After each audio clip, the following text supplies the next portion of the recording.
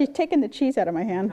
Looking around Julia Frederick's home, it's didn't get apparent the she loves dogs. Down. There are dog photos and key holders, and on her mantle, memories of pets that have passed. Jackson's urn, Okay. and this is his collar. But dogs aren't just pets, they're also a necessity. Living with lupus and fibromyalgia, you deal with soreness and stiffness on a daily basis. I wanted a service dog that would help retrieve things. Oh my gosh, good girl. Frederick's recently retired Yuki, her former service animal, and was in need of another. She found Thorndale Collies on Facebook and says she told the owner her needs. She notified me that she had exactly what I was looking for.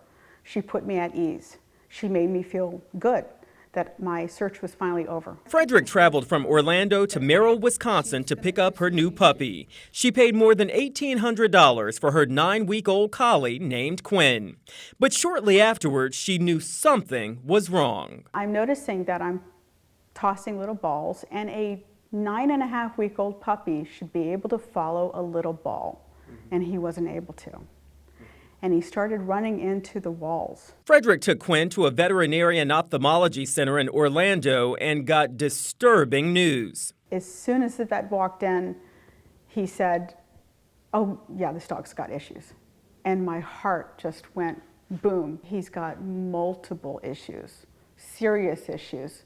I started hyperventilating. According to the vet, Quinn is blind in his right eye and is at risk of losing his vision in the left. The vet also wrote Quinn cannot be used as a service animal due to his severe vision impairment. I asked for a service dog.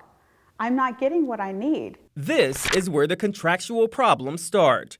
While the breeder acknowledged in messages that Frederick was looking for a service dog, when News 6 dug through Frederick's contract with the breeder, the contract only guarantees the dog as a pet. And we found it states the dog is guaranteed against any hereditary defects. And if the dog develops a defect, the seller agrees to replace it at no cost from a future litter. But the dog has to be returned to the seller according to the contract. That created another problem. I can't care for a dog like that. After Quinn fell in the pool because she couldn't see it, Frederick says she gave the puppy to a third party to be cared for. It was a breach of contract. Who breached the contract first? Attorney Stephen Kramer. It might have been the breeder that set up this chain of events that necessitated placing that dog into safe care. It's been traumatic and crushing. It's the word that comes to mind is crushing. News 6 contacted the breeder who told us, quote, the dog was sold as a family pet and Frederick violated the contract that states the dog is to come back to me if for any reason the owner cannot take care of it, end quote. While the breeder was not contractually obligated to, after News 6 got involved, she agreed to refund Frederick the $1,800 she paid for the dog. The plan is to have Quinn turned over to another family as a pet.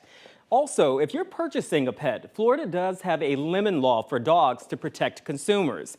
And if you need a service animal, there are certification programs out there. We have links to some of them on clickorlando.com. Getting results, I'm Lewis Bolden, News 6.